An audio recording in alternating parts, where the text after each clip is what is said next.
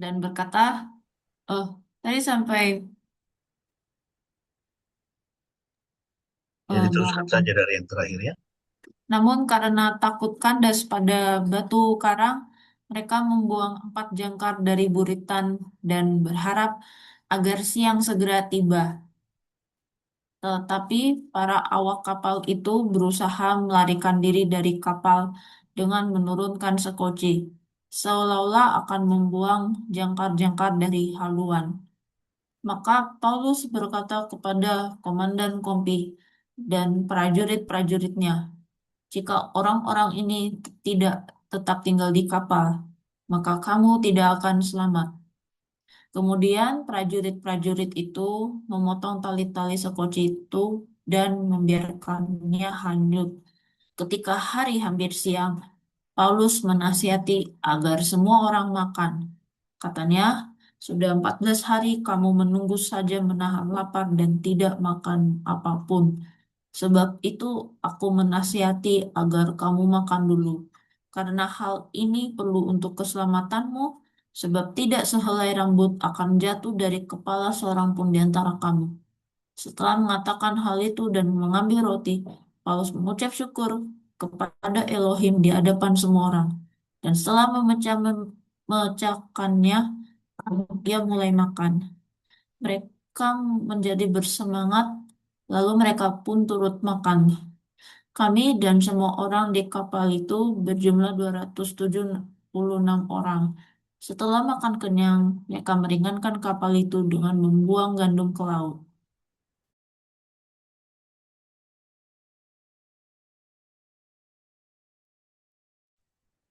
Ketika hari mulai siang, mereka tidak menyadari bahwa ada daratan, tetapi mereka melihat ada sebuah teluk yang memiliki pantai yang rata. Maka mereka berusaha untuk mendaratkan kapal itu ke sana. Kemudian mereka melepas jangkar-jangkar dan meninggalkannya di dasar laut.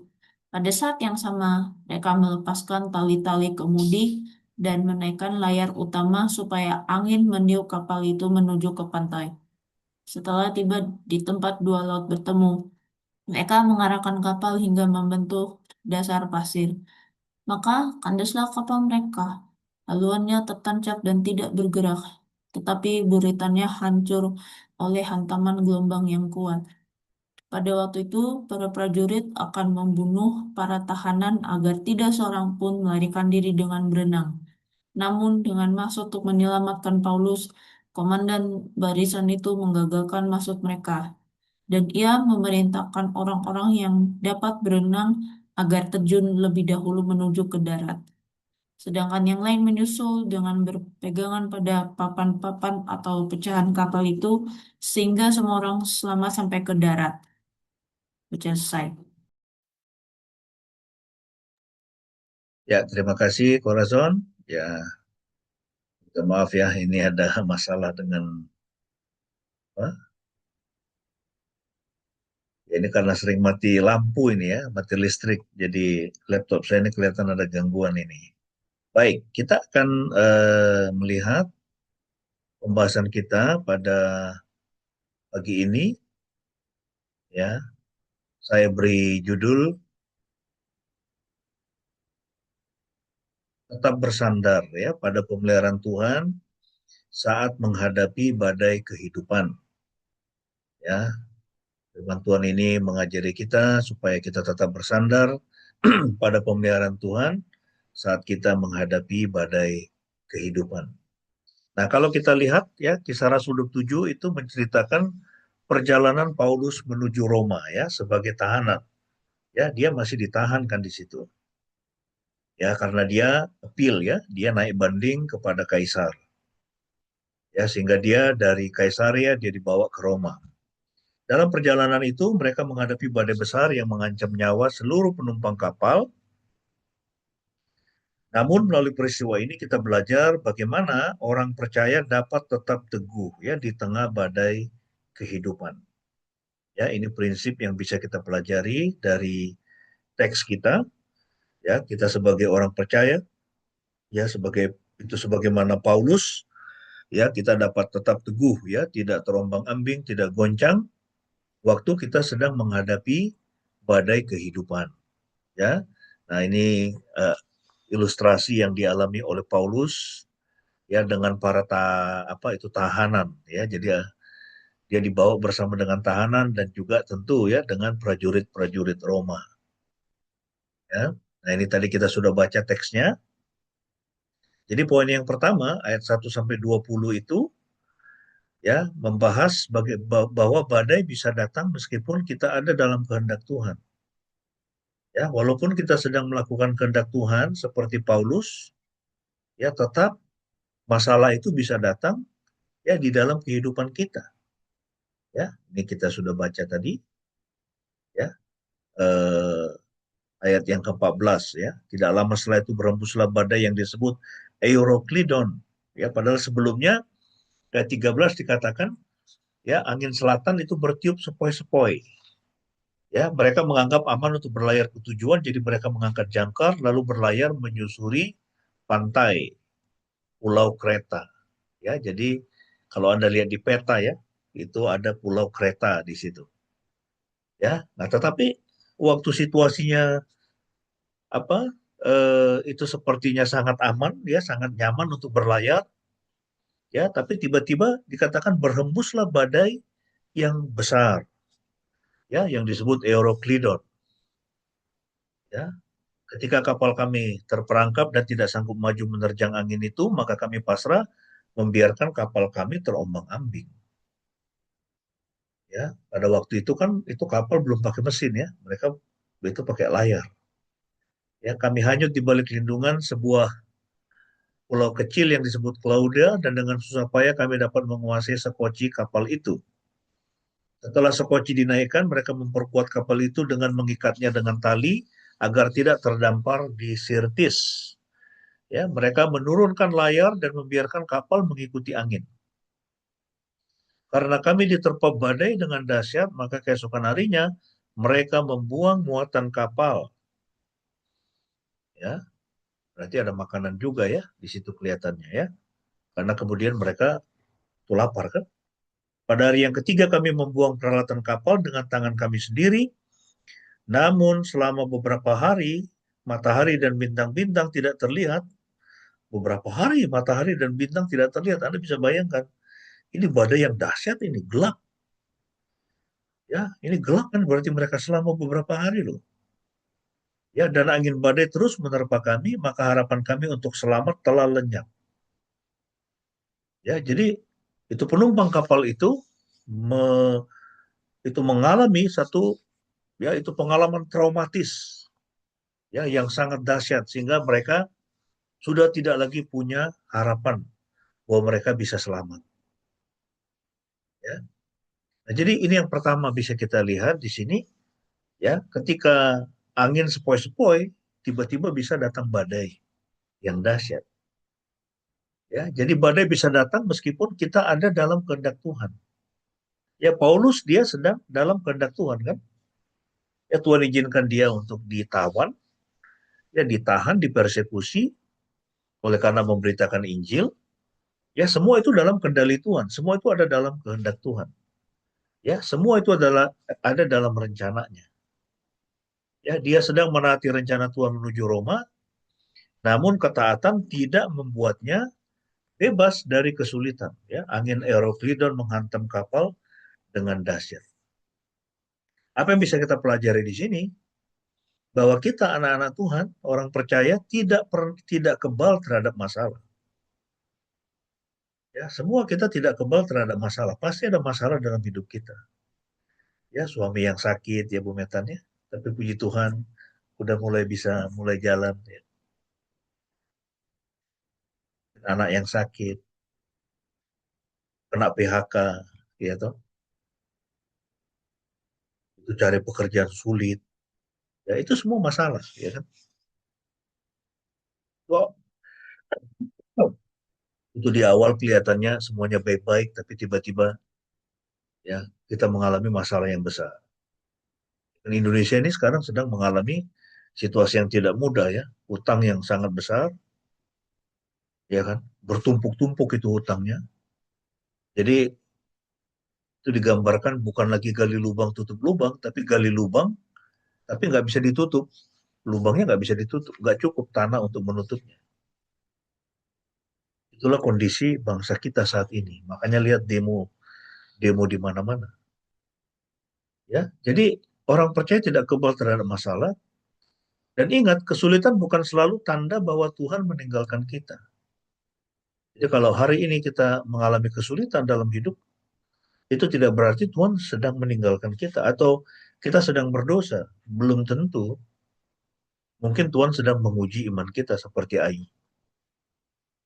Ya, orang bisa menghadapi masalah bukan karena dosa, tapi karena Tuhan sedang mengujinya dan Tuhan mau membawanya ke tingkatan ya pengalaman rohani, pengalaman iman, pemahaman tentang Tuhan yang lebih dalam, yang lebih besar. Ya bahkan Tuhan sering membentuk iman kita itu melalui badai. Ya Paul Ebilhammer dia mengatakan biasanya kita belajar sesuatu yang baru tentang Tuhan waktu kita menghadapi kesulitan. Ya waktu kita senang, uangnya banyak, semuanya kelihatannya beres.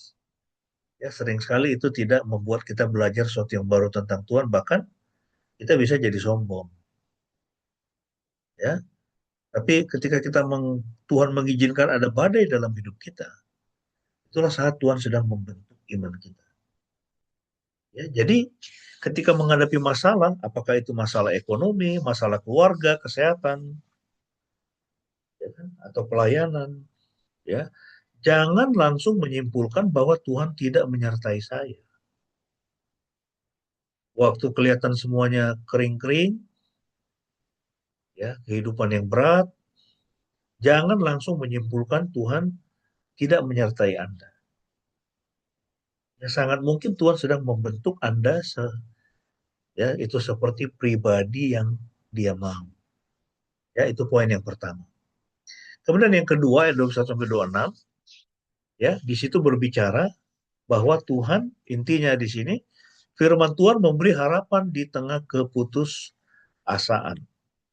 Ya, jadi tadi kita sudah baca bagaimana mereka hilang harapannya untuk bisa apa itu survive, ya kan? Berhari-hari tidak ada matahari loh. Tidak ada bulan, nggak kelihatan gelap itu. Dan angin ribut, gelombang, mereka terombang-ambing beberapa hari. Ya, tapi kita lihat ya di tengah-tengah situasi yang sulit, ya di situ biasanya Tuhan ya dia menyatakan kuasanya. Ya, Tuhan hadir. Ya kan? Tuhan tidak pernah berjanji tidak ada badai dalam hidup kita, tetapi Tuhan berjanji dia pasti akan bersama dengan kita waktu kita menghadapi badai kehidupan. Ya, adop satu setelah beberapa saat lamanya mereka tidak makan, kan sudah dibuang semua itu kan, ya muatannya dibuang ya, mungkin gandum ya kan, ya, dan lain-lain. Berdirilah Paulus di tengah-tengah mereka dan berkata, saudara, seandainya nasihatku dituruti untuk tidak berlayar dari kereta, maka kita pasti terhindar dari kerusakan dan kerugian ini. Jadi ini masalah sudah terjadi nih. Ya. Dan Paulus bilang ini loh, saya sudah ingatkan sebelumnya, kita nggak usah dulu berlayar. Tapi mereka nggak mau dengar ya. Jadi kadang-kadang di dalam hidup kita, di tengah-tengah kita, di tengah-tengah keluarga kita ada orang-orang yang nggak mau dengar. Ya masa hidupnya bermasalah terus. Ya dikasih nasihat, dia nggak mau dengar. Ya sudah. Kadang-kadang itulah ya. Ada orang-orang yang tidak mau dengar nasihat, kemudian hidupnya itu dalam masalah, akhirnya kita sendiri jadi ya itu seperti apa namanya? Ya terikut. Ya apalagi kalau itu saudara kita kan, kita harus bantu. Ya. Nah, tapi ini sudah kejadian. Nah, ayat 22. Namun sekarang aku menasihati kamu untuk tetap tegar, karena tidak ada seorang pun di antara kamu yang akan hancur, kecuali kapal ini. Ya.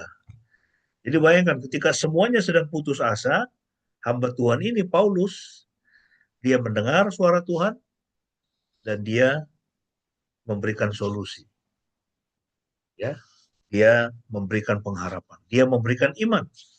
Ayat 23. Sebab tadi malam Elohim yang memiliki aku dan yang aku layani, malaikatnya berdiri di sisiku. Malaikat Tuhan hadir, saudara. Dan ini pasti, ini kerjaan malaikat Tuhan juga ini kan. Badai segala. Lihat ya, saudara. Ini ada satu prinsip penting. Ya, itu sesuatu yang di luar kendali kita, pasti ada dalam kendali Tuhan. Ya, gempa bumi, tsunami, ya kan, angin ribut, ya itu di tengah samudra, itu hal-hal yang di luar kendali manusia. Dan semua hal di dalam hidup kita, di dalam hidup saya ini, yang di luar kendali saya, itu pasti ada dalam kendali Tuhan. Ekonomi Indonesia yang sedang morat-marit seperti sekarang ini, itu kan di luar kendali kita. Ya, itu sering sekali terjadi oleh karena apa? Kebijakan yang salah. Ya kan, MBG itu menghabiskan anggaran begitu banyak. Operasi Desa Merah Putih, itu semua tidak dalam kendali kita. Ya, itu dalam kendali pemerintah. Nah, tetapi ya sesuatu yang tidak ada di dalam kendali saya, pasti itu ada dalam kendali Tuhan. Jadi kita nggak perlu takut tentang apapun. Ya, badai yang dahsyat yang dialami oleh Paulus dan orang-orang di kapal itu berada di luar dari kendali dia. Nah, semua yang ada di luar kendali manusia pasti ada di dalam kendali Tuhan. Dan itu pasti malaikat Tuhan itu yang ngobok-ngobok itu, ya badai itu, ya, sehingga terjadi seperti itu. Jadi Tuhan izinkan. Ayat 24. Dan ya jadi malaikat itu berkata, janganlah takut Paulus, engkau harus berdiri menghadap Kaisar. Paulus harus berdiri menghadap Kaisar. Paulus harus bersaksi kepada Kaisar. Jadi saudara, kalau Italia itu sekarang menjadi negara Kristen, itu salah satu itu andil dari Paulus kan. Ya, ini orang yang pernah berdiri menghadap Kaisar dan menyaksikan bahwa Yesus itu Tuhan, dia mati disalib untuk menebus dosa. Benar gak? Ya, ini pasti ada andil dari Paulus. Ya, Tuhan sendiri ya yang menyiapkan dia. Engkau harus berdiri menghadap Kaisar. Dan oleh anugerah Elohim, semua orang yang berlayar bersamamu akan selamat karena engkau. Ya, jadi orang benar taat kepada Tuhan, pasti orang-orang yang di sekitarnya itu akan diberkati. Orang-orang di sekitarnya juga akan mengalami keselamatan dari Tuhan. Ya, makanya kita kalau cari teman itu cari ya orang yang dekat dengan Tuhan. Jangan orang yang hidupnya jauh dari Tuhan. Itu akan memberikan pengaruh yang buruk kepada Anda. Ya, suami-suami yang menjadi kepala rumah tangga dan dia orang rohani, pasti dia akan ya membawa itu keluarganya menjadi orang-orang rohani. Ya, istri yang menjadi seorang yang rohani, takut Tuhan, pasti akan memberikan dampak yang baik untuk anak-anaknya. Tapi kalau istri atau suami dia tidak takut Tuhan, hidup itu semaunya, ya maka itu menempatkan anak-anak dalam posisi yang sulit. Ya, kita harus menjadi manusia rohani. Ayat 25. Ya, jadi malaikat berkata kepada Paulus, sebab itu kuatkanlah hatimu, sebab ini Paulus ya bicara kepada orang-orang di kapal yang sudah putus asa itu. Ya, sebab itu kuatkanlah hatimu, sebab aku percaya kepada Elohim bahwa semua pasti terjadi seperti yang telah dikatakan kepadaku. Tetapi kita harus mendamparkan kapal ini di salah satu pulau. Ya, jadi kapalnya harus dikorbankan. Nah, poin yang kedua, saudara, ya, yang bisa kita pelajari di sini bahwa firman Tuhan itu memberi harapan di tengah keputusasaan. Ya, firman Tuhan hadir dan biasanya firman Tuhan hadir lebih keras, lebih kencang waktu kita menghadapi kesulitan. Apalagi ketika kita berharap, ya, Itu solusi, mengharapkan solusi dari Tuhan. Ya, semua orang telah kehilangan harapan. Paulus berdiri dan menyampaikan pesan dari Tuhan. Ya, malaikat Tuhan meneguhkan Paulus. Ya, di sini pelajaran rohaninya adalah ya harapan yang sejati itu berasal dari janji Tuhan. Ya, percayalah kepada janji Tuhan, jangan janji manusia, jangan janji presiden, ya kan? Presiden, wakil presiden yang terpilih ini menjanjikan 19 juta lapangan pekerjaan. Ya, tetapi data-data menunjukkan pengangguran semakin banyak, cari kerja makin susah. Ya, jadi jangan percaya pada omongan manusia. Percayalah kepada janji Tuhan. Berharaplah kepada janji Tuhan. Kalau Tuhan mengatakan dia akan memelihara hidupmu, dia akan memelihara hidupmu. Jangan pernah meragukan itu. Kemudian yang kedua, iman tidak bergantung pada keadaan, ya, tetapi pada firman Tuhan. Ya, iman kita itu jangan bergantung pada keadaan. Mungkin hari ini kita sedang dalam ya keadaan yang sulit. Ya, mungkin uang kita cuma cukup sampai bulan ini, nggak tahu bulan depan bagaimana. Atau mungkin hari ini atau cuma sampai besok, lusa nggak tahu bagaimana. Percaya penuh, beriman kepada firman Tuhan. Kalau Tuhan Yesus mengatakan pandang burung di ladang, tidak menuai, tidak menuai. Itu tidak menuai, tidak menabur, tapi diberi makan oleh Bapamu yang di surga. Bukankah kamu jauh melebihi burung-burung? Ya, apalagi kita anak-anaknya. Saya tidak akan pernah membiarkan anak saya kelaparan. Tidak akan pernah. Dan tidak mungkin saya bisa membiarkan anak saya kelaparan. Itu Bapak manusia, saudara. Apalagi Tuhan sendiri. Ya. Nah, kemudian Tuhan tahu situasi kita. Bahkan sebelum Anda berdoa, sebelum Anda meminta pertolongan, Dia sudah tahu situasimu seperti apa. Saya tuh hampir-hampir nggak pernah berdoa untuk diri saya, benar. Nggak pernah saya berdoa buat diri saya. Tuhan berkati saya, beri saya uang, beri saya ini, gaji saya naik. Nggak pernah. Yang penting kita melayani Tuhan, memberi yang terbaik, dan selalu berpikir untuk memberdayakan kehidupan orang lain. Ya, Tuhan mengetahui situasi kita sebelum kita meminta pertolongan.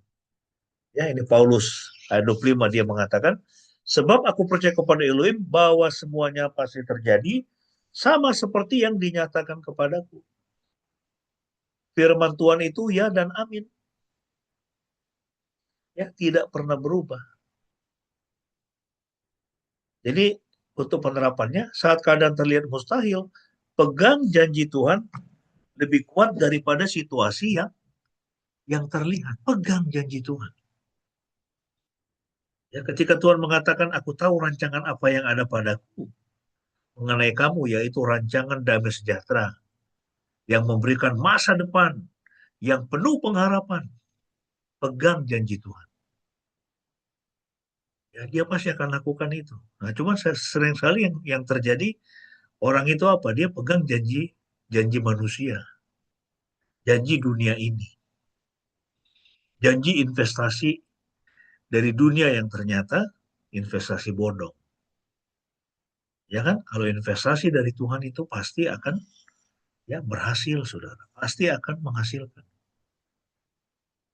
Ya, pegang janji Tuhan. Yang ketiga, ada 4 poin ya. Iman harus disertai tindakan dan ketaatan. Ya, kita sudah lihat di situ ayat 27 sampai 38 ya. Ini saya baca aja untuk kita supaya kita lebih ini lagi. Ketika malam yang ke-14 tiba, kami masih terombang-ambing di Laut Adriatik. 14. Malam yang ke-14, 2 minggu saudara terombang-ambing di tengah laut. Saya dari Surabaya 4 hari ke ke Bitung ya, itu ke Manado, ke Bitung. Berlayar tuh bosannya bukan main. Padahal kapalnya itu kapal pelni kan, nyaman, ya kan tenang gitu. Kalau dulu kan kapalnya nggak sebesar seperti sekarang. Ya, 14 malam, saudara. Terombang-ambing di Laut Adriatik, ya, Laut Tengah. Kira-kira pada tengah malam para awak kapal merasa telah mendekati daratan, dan setelah mengukur kedalaman air tempat itu dalamnya kira-kira 36 meter, dengan maju sedikit serta mengukur lagi mereka mendapati kira-kira 27 meter. Namun karena takut kandas pada batu karang, mereka membuang 4 jangkar dari buritan dan berharap agar siang segera tiba. Tetapi para awak kapal itu berusaha melarikan diri dari kapal dengan menurunkan sekoci, seolah-olah akan membuang jangkar-jangkar dari haluan. Maka Paulus berkata kepada komandan kompi dan prajurit-prajuritnya, jika orang-orang ini tidak tetap tinggal di kapal, maka kamu tidak akan selamat. Kemudian prajurit-prajurit itu memotong tali-tali sekoci itu dan membiarkannya hanyut. Ya, ketika hari hampir siang, Paulus menasihati agar semua orang makan. Katanya, sudah 14 hari kamu menunggu saja, menahan lapar, dan tidak makan apapun. Ya, sebab itu aku menasihati agar kamu makan dulu, karena hal ini perlu untuk keselamatanmu. Sebab tidak sehelai rambut akan jatuh dari kepala seorang pun di antara kamu. Ya. Setelah mengatakan hal itu dan mengambil roti, Paulus mengucap syukur kepada Elohim di hadapan semua orang, dan setelah memecah-mecahkannya, ia mulai makan. Mereka menjadi bersemangat, lalu mereka pun turut makan. Kami dan semua orang di kapal itu berjumlah 276 orang. Setelah makan kenyang, mereka meringankan kapal itu dengan membuang gandum ke laut. Ya. Nah, memang kalau kita lihat teks ini tidak itu dikatakan terjadi mujizat di sini, ya. Tetapi menurut saya, ini yang dilakukan Paulus, ini sama seperti yang dilakukan oleh Tuhan Yesus. Dia mengucap syukur, dia memecahkan roti, dan roti itu kemudian menjadi banyak dan membuat 276 orang itu kenyang. Ya, mujizat Tuhan, saudara, pasti hadir waktu kita mengalami kesulitan. Nah ini, ya, iman harus disertai tindakan dan ketaatan. Ya, Paulus percaya janji Tuhan, namun ia tetap meminta semua awak kapal bertahan di kapal. Ya, Paulus mendorong mereka makan untuk memperoleh kekuatan. Ya, menurut saya terjadi mujizat di sini. Ya. Kalau memang roti itu ada dan cukup, itu kenapa mereka 14 hari nggak makan? Berhari-hari ya mereka nggak. Itu mereka tidak makan. Ya, ini pasti ada mujizat Tuhan di sini. Ya. Nah, saudara, prinsip rohaninya, iman itu tidak, ya, bukan sesuatu yang pasif, ya. Iman itu sesuatu yang aktif. Tuhan bekerja melalui tindakan yang bijaksana, ya. Dan ketika, ya, anak-anak Tuhan, umat Tuhan itu taat, maka itu akan membuka jalan bagi pertolongan Tuhan. Ya, sering sekali yang terjadi itu kita nggak taat. Ya kan, kita coba menyelamatkan diri kita sendiri dengan pemikiran kita sendiri. Ya, tetapi itu pemikiran Tuhan sering sekali berbeda. Ya, rancangan Tuhan banyak kali berbeda dengan apa yang kita pikirkan. Ya, nah aplikasinya apa? Percaya Tuhan untuk mencukupi kebutuhan. Ya, kita harus percaya bahwa Tuhan akan mencukupi kebutuhan kita, tetapi kita harus tetap bekerja dengan rajin dan bertanggung jawab. Ya, harus tetap bekerja dengan rajin dan bertanggung jawab. Tetap lakukan yang terbaik. Ya, itu yang Tuhan mau untuk kita lakukan. Ya, yang terakhir, sudah. Ya, Tuhan setia menyelamatkan umatnya. Ayat 39 sampai 44. Ya, saya akan bacakan sekali lagi untuk kita. Ketika hari mulai siang, mereka tidak menyadari bahwa ada daratan, tetapi mereka melihat ada sebuah teluk yang memiliki pantai yang rata. Maka mereka berusaha untuk mendaratkan kapal itu ke sana. Kemudian mereka melepas jangkar-jangkar dan meninggalkannya di dasar laut. Pada saat yang sama mereka melepaskan tali-tali kemudi dan menaikkan layar utama supaya angin meniup kapal itu menuju ke pantai. Setelah tiba di tempat dua laut bertemu, mereka mengarahkan kapal hingga membentur dasar pasir, maka kandaslah kapal mereka, haluannya tertancap dan tidak bergerak, tetapi buritannya hancur oleh hantaman gelombang yang kuat. Pada waktu itu, para prajurit akan membunuh para tahanan, agar tidak seorang pun melarikan diri dengan berenang. Ya, namun dengan maksud untuk menyelamatkan Paulus, komandan barisan itu menggagalkan maksud mereka. Dan ia memerintahkan orang-orang yang dapat berenang agar terjun lebih dahulu menuju ke darat. Sedangkan yang lain menyusul dengan berpegangan pada papan-papan atau pecahan kapal itu, sehingga, ya kita garis bawahi, sehingga semua orang selamat sampai ke darat. Ya, sebelumnya apa yang terjadi? Para prajurit mereka mau membunuh semua tahanan termasuk Paulus. Ya, supaya mereka tidak melarikan diri. Ya mungkin itu standar operasinya, itu standar operation procedure-nya. Ya tahanan udah dibunuh aja gitu. Mereka nggak lari. Ya, tetapi komandan barisan dikatakan apa? Dia bermaksud untuk menyelamatkan Paulus. Jadi di sini Tuhan menghadirkan, ya ini seorang komandan barisan ini untuk menyelamatkan anak Tuhan ini, ya hamba Tuhan ini. Ya, tapi saat yang sama semua orang di dalam kapal itu pun bisa diselamatkan. Ya, jadi Tuhan setia menyelamatkan umatnya. Ya, kapal itu hancur, semua penumpang selamat sampai ke darat. Janji Tuhan kepada Paulus digenapi sepenuhnya. Ya, sama juga janji Tuhan kepada Anda akan Dia genapi. Ya, ingat Tuhan tidak selalu menyelamatkan kapal, tetapi Ia menyelamatkan orang-orang di dalamnya. Ya, manusia itu lebih berharga kan daripada harta benda. Makanya Tuhan Yesus bilang, untuk apa kau memiliki seluruh dunia ini? Ya, kalau kau kehilangan jiwa. Ya, jiwa kita ini lebih berharga daripada seluruh dunia dijadikan satu. Makanya jadi orang itu nggak boleh minder, nggak boleh rendah diri. Ya, secara rohani di hadapan Tuhan, Tuhan tidak pernah mengukur kita berdasarkan berapa banyak uang di dompet kita. Itu seberapa besar rumah kita. Ya, Tuhan sangat menghargai saya, pribadi lepas pribadi, setiap kita. Ya, sampai Billy Graham mengatakan, kalau ada satu orang yang berdosa di planet bumi kita ini, maka untuk satu orang itu pun Yesus akan datang dan mati bagi dia.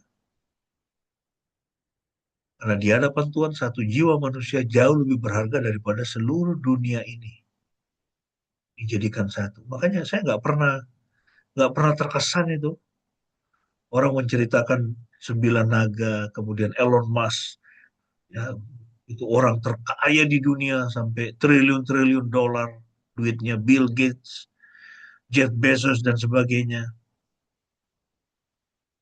Ya itu saya malah kasihan kalau mereka tidak mengenal Kristus. Ya, untuk apa kau memiliki seluruh planet bumi ini? Kalau jiwa dan rohmu di kekekalan perginya ke neraka, bukan ke surga. Untuk apa?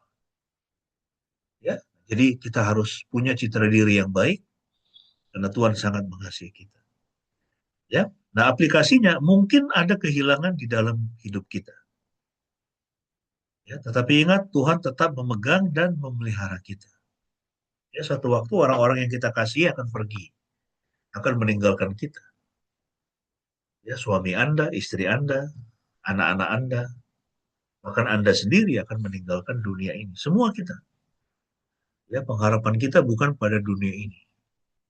Ya, tetapi ketika Tuhan mengizinkan kita hidup dalam dunia ini, ingatlah bahwa Dia tetap memegang dan memelihara.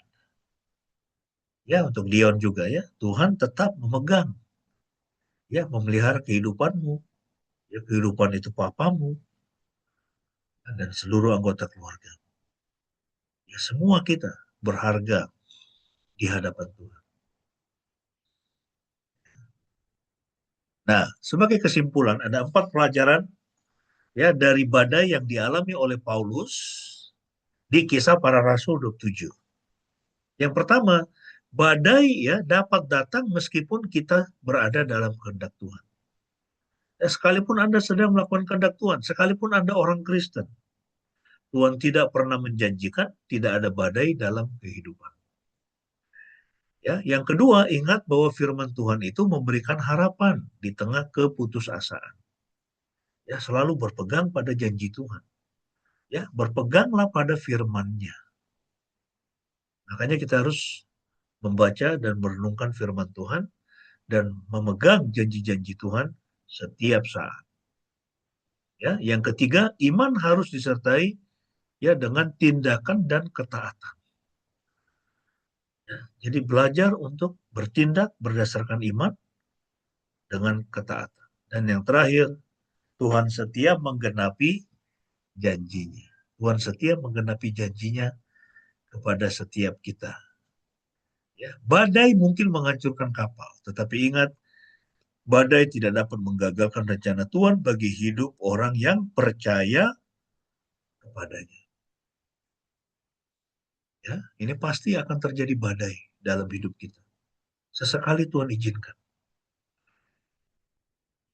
Sampai kemudian kita merasa, aduh, Tuhan engkau di mana?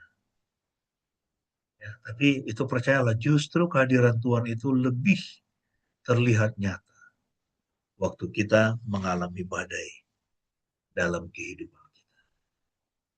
Amin. Tuhan Yesus memberkati.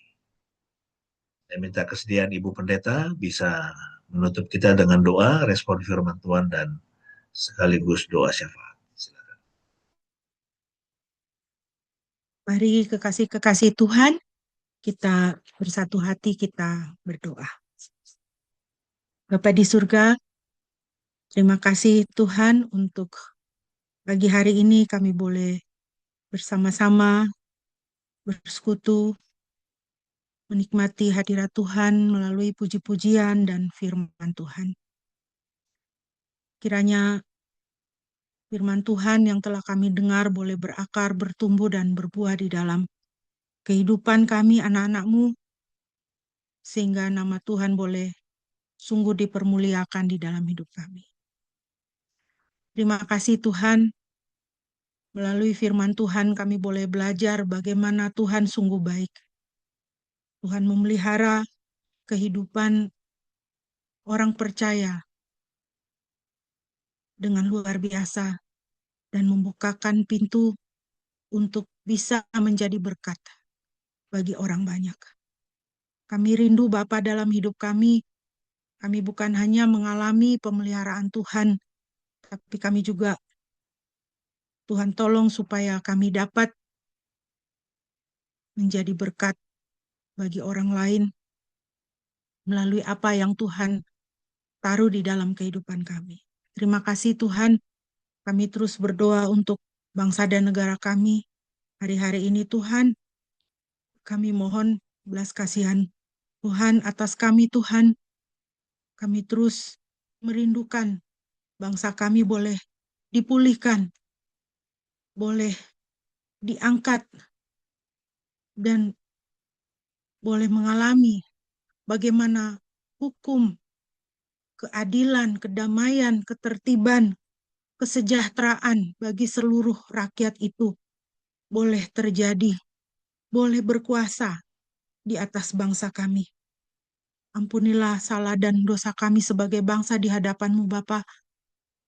Kiranya Tuhan, belas kasihan Tuhan ada atas kami.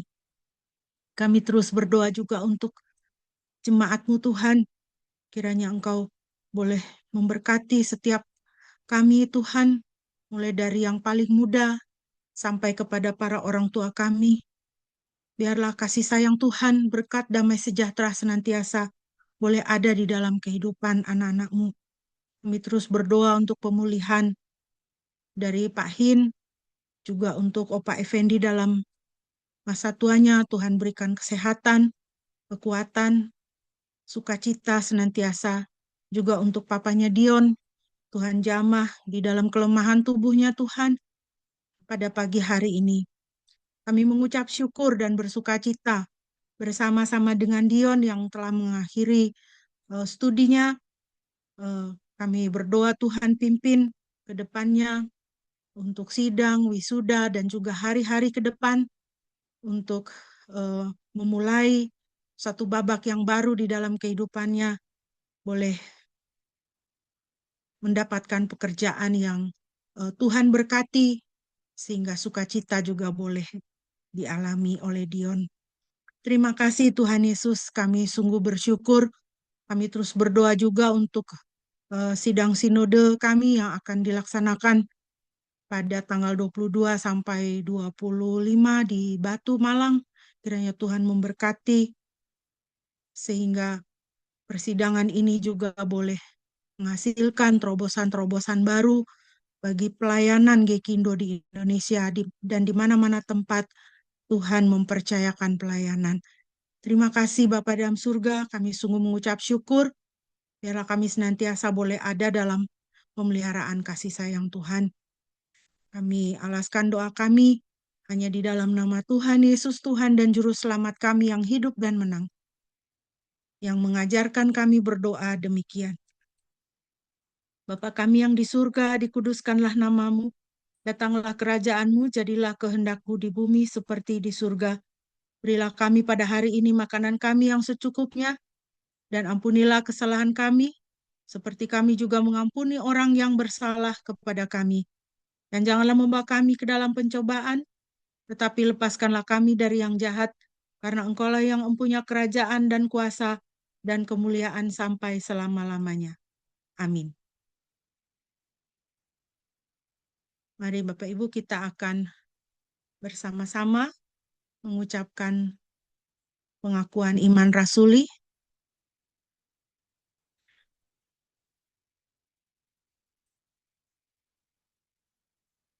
Mari kita bersama-sama berkata demikian. Aku percaya kepada Elohim, Bapa yang Maha Kuasa, Khalik langit dan bumi, dan kepada Yesus Kristus, anaknya yang tunggal Tuhan kita, yang dikandung dari Roh Kudus, lahir dari anak darah Maria, yang menderita sengsara di bawah pemerintahan Pontius Pilatus, disalibkan, mati dan dikuburkan, turun ke dalam kerajaan maut. Pada hari yang ketiga bangkit pula dari antara orang mati, naik ke sorga, duduk di sebelah kanan Elohim, Bapa yang Maha Kuasa. Dan dari sana ia akan datang untuk menghakimi orang yang hidup dan yang mati. Aku percaya kepada Roh Kudus, gereja yang kudus dan persekutuan orang kudus, pengampunan dosa, kebangkitan tubuh, dan hidup yang kekal. Amin. Kekasih-kekasih Tuhan, kita akan mengakhiri ibadah kita pada pagi hari ini, dan sebelum kita akan menerima berkat dan doa penutup, mari kita kembali memuji Tuhan dari Kidung Keesan 622, Ya Tuhan, Engkau perlindunganku.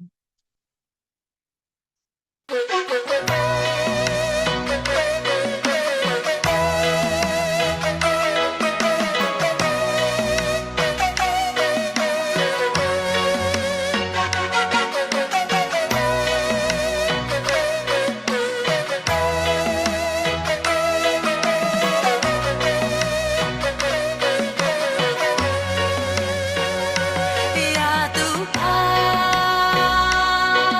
Engkau perlindunganku.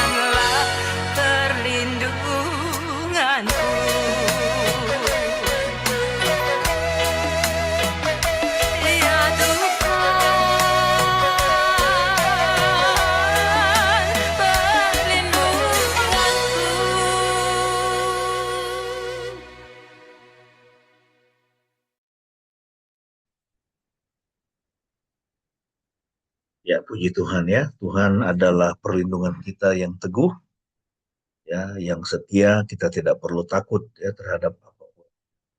Mari kita mengarahkan hati kita kepada Tuhan untuk menerima berkat. Yahweh memberkati engkau dan memelihara engkau. Yahweh membuat wajahnya bersinar atasmu dan memberi engkau anugerah. Tuhan Yahweh mengarahkan wajahnya kepadamu dan memberi engkau damai sejahtera. Pujilah Halik semesta.